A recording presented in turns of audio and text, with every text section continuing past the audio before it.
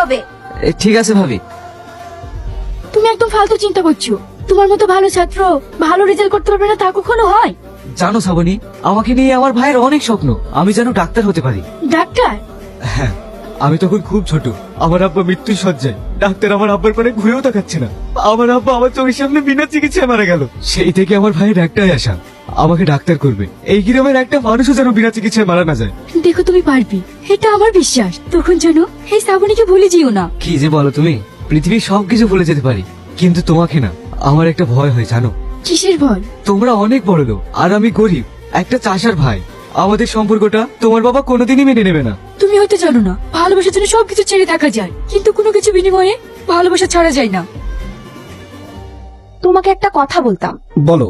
আমি বলছিলাম আমাদের শ্রাবণী সেলিমের ভাই শাইনকে খুব ভালোবাসে। ওই চাষার ভাইকে, যার আঁকা চুলো নেই, তার ভাইকে তোমার মেয়ে ভালোবাসে?